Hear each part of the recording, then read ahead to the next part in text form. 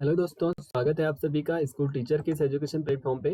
जैसे कि आपको पता होगा, उत्तराखंड में दरोगा की हम यहाँ पे प्रिपरेशन कर रहे हैं और आज का हमारे मैथ प्रैक्टिस सेट 9 होने वाला है। इससे पहले हमारे 8 सेट हो चुके हैं। यदि आपने वो वीडियो नहीं देखा है तो आप डिस्क्रिप्शन बॉक्स में लिंक के थ्रू वो वीडियो देख सकते हो। तो स्टार्ट करते हैं हम आज की क्लास को। आज का हमारा फर्स्ट क्वेश्चन है 1/2 angle A plus 1/3 angle C plus 1/t angle A equal to, यदि 80 हो तो एंगल सी की यहाँ पे हमें वैल्यू पता करनी है। देखो, सबसे पहले हमारे पास जो ये LHS दे रखा है, इसको यहाँ पे हम सिंप्लीफाई कर देते हैं। इसका एलसीएम लेंगे तो एलसीएम आपके पास आएगा 6। ओके, देखो 2 से जो 6 है वो 3 टाइम डिवाइड होगा, तो ये हो जाएगा आपका 3 ऑफ एंगल ए, प्लस हो जाएगा आपका 3 से यदि 6 को डिवाइड करेंगे तो 2 टाइम होगा, तो 2 ऑफ एंगल सी, प्लस देखो 2 से 6 डिवाइड होगा 3 टाइम, तो 3 of angle B.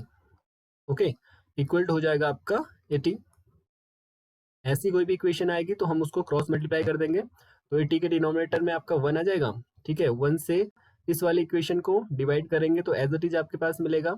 It means हमारे पास मिलेगा 3 of angle A plus 2 of angle C plus 3 of angle B equal to, देखो 6 का मल्टीप्लाई 80 से होगा तो ये हो जाएगा 6 8 48। इट मीन्स 480 यहाँ पे आ जाएगा।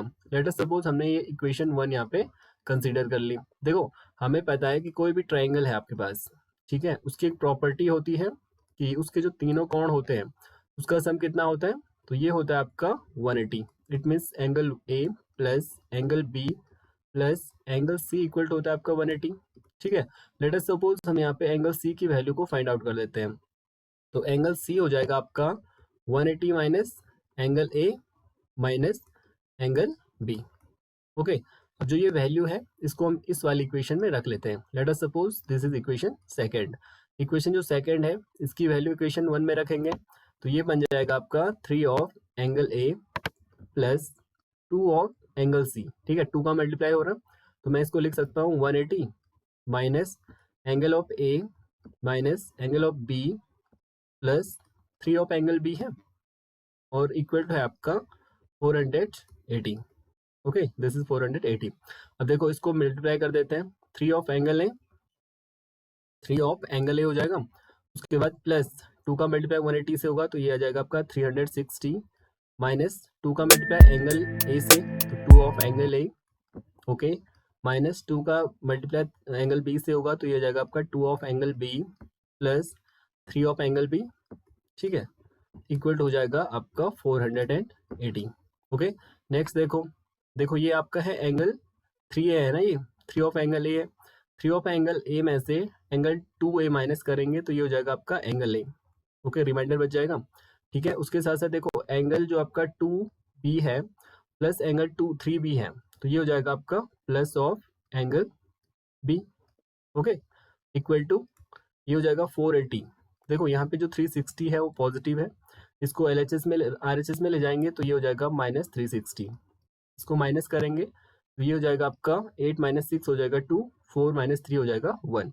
अब देखो यहाँ पे एक कंक्लूजन निकलता है कि यदि हमारे पास दो एंगल है, एंगल ए और प्लस एंगल बी, इनकी वैल्यू हमारे पास यदि 120 है तो जो एंगल सी की वैल्यू होगी वो हो जाएगी आपकी 60 डिग्री। कैसे? बिकॉज जो आपकी ट्राइंगल की प्रॉपर्टी होती है कि उसके जो तीनों इंटीरियर एंगल है उसका सम 180 होता है। यदि दो एंगल का सम 120 है तो थर्ड वाला एंगल बनेगा तो वो आपका बनेगा 60।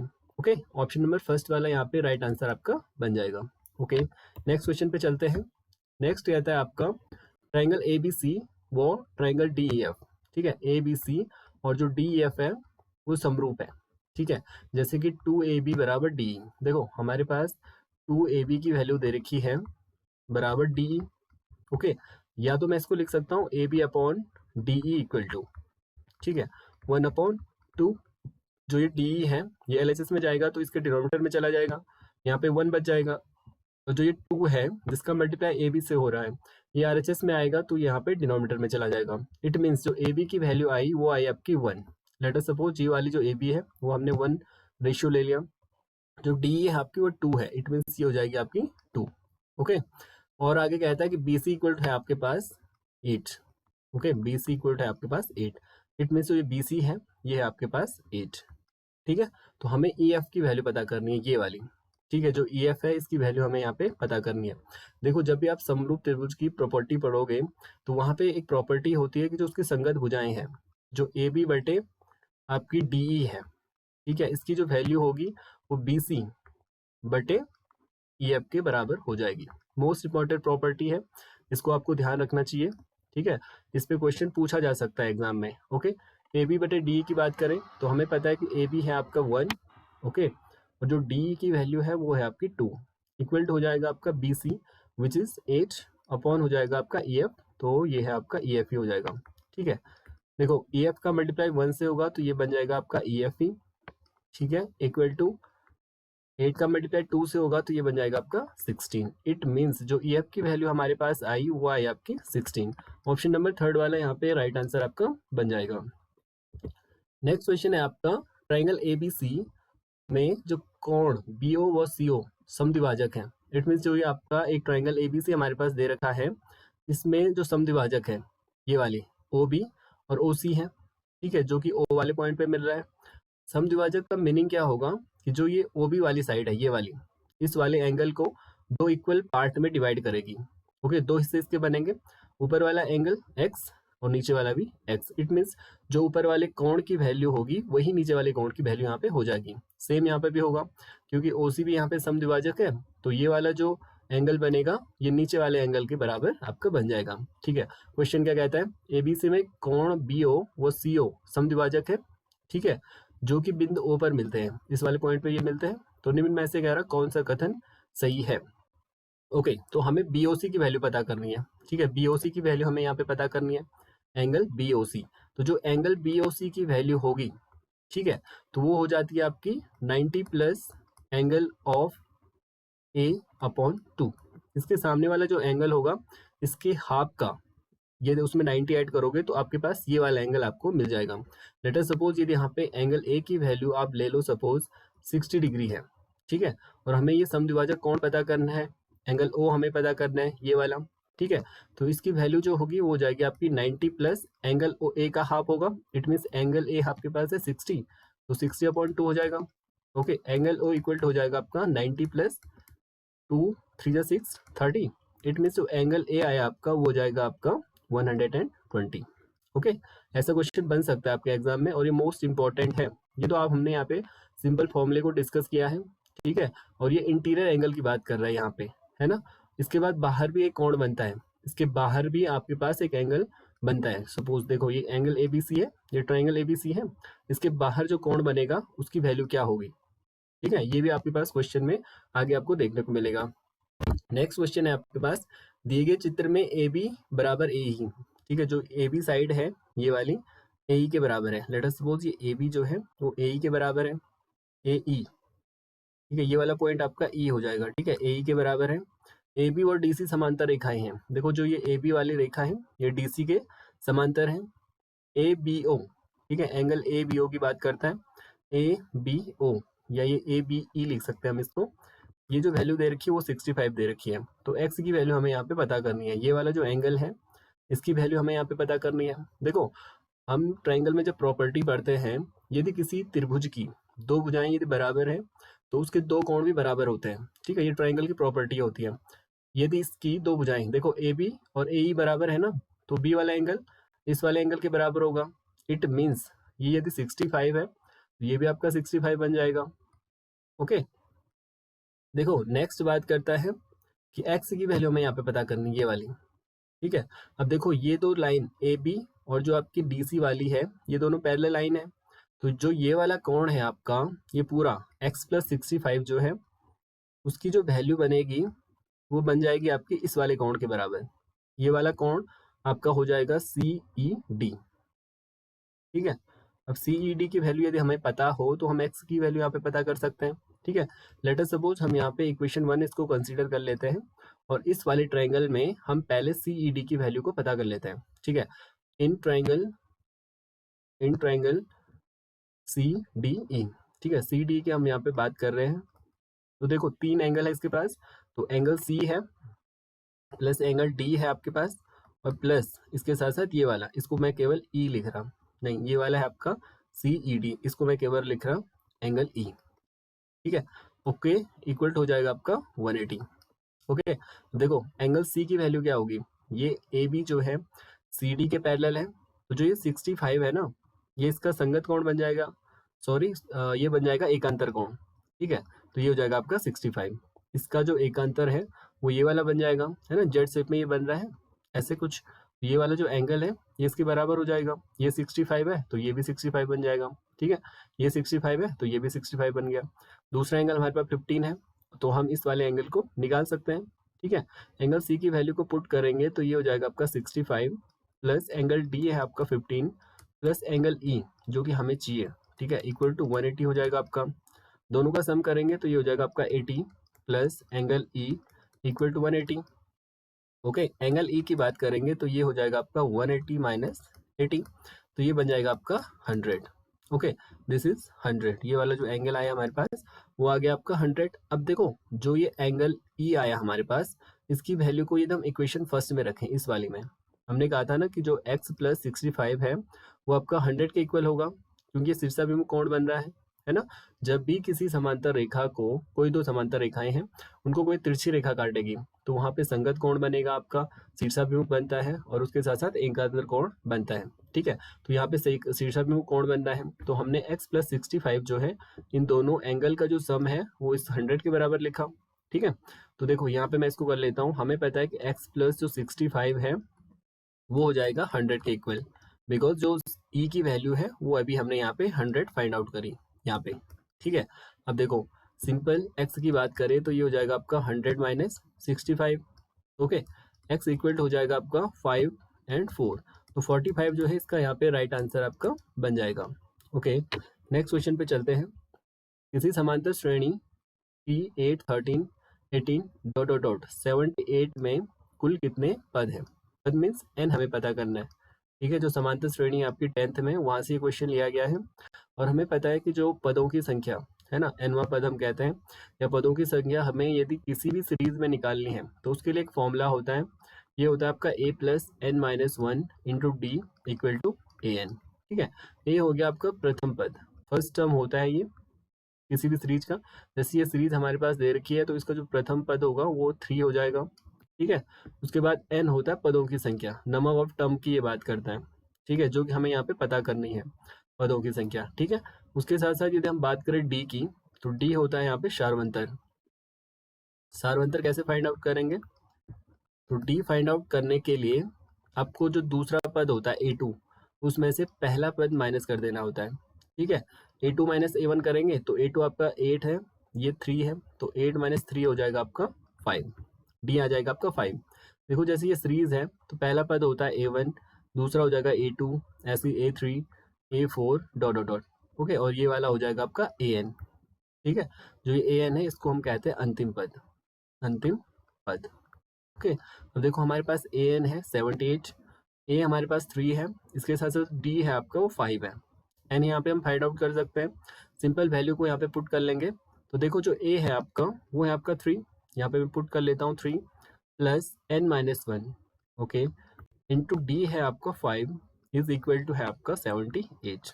ओके, देखो ये 3 आपका LHS में है, RHS में जाएगा तो माइनस हो जाएगा। इट मीन्स हम लिख सकते हैं n minus one into 5 is equal to है आपका 78 माइनस 3।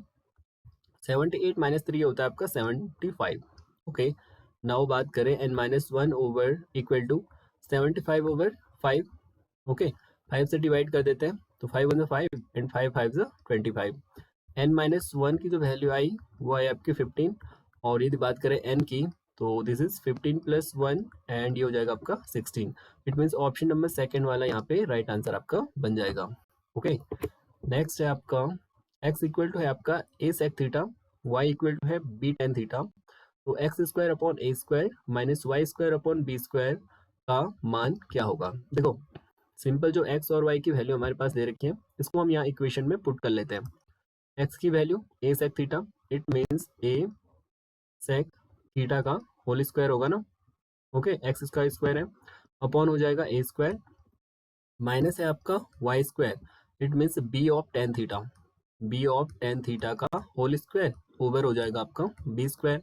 a sec थीटा का होल स्क्वायर तो it means a square sec square theta over A square minus B tan theta, it means B square tan square theta over B square. Okay, A square से A square cancel, B square से B square cancel, हमारे पास बचा sec square theta minus tan square theta.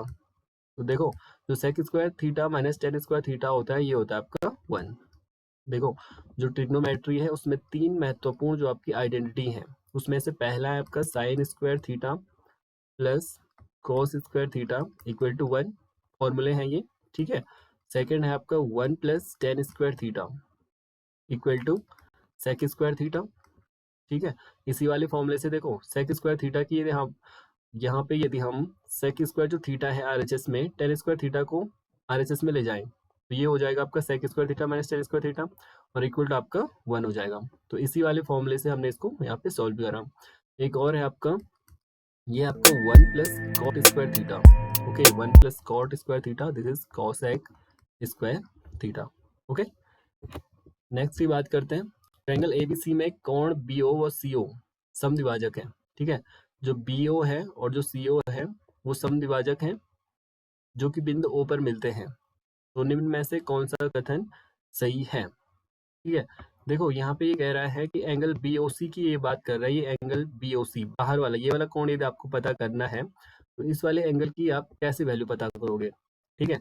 तो angle BOC देखो जब हमारे पास समद्विभाजक यहाँ अंदर बन रहा था, अभी हमने इससे पहले वाले क्वेश्चन में देखा था कि जो एंगल बी और सी है इसका यदि जो समद्विभाजक है वो ओ बी और ओ सी है जो कि यहाँ ओ वाले एंगल पे मिल रहा है।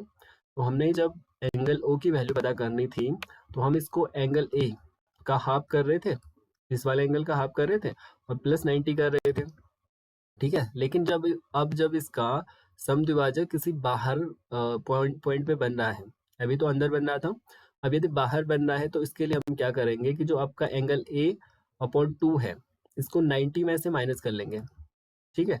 यहाँ पे प्लस कर रहे थे तो यहाँ 90 में से एंगल ए ओवर 2 को आप माइनस करोगे तो आपके पास एंगल बी ओ सी की वैल्यू मिल जाएगी। इट मीन्स जो B O C equal to है आपका 90 माइनस एंगल ए ओवर 2 यहाँ पे राइट हो जाएगा।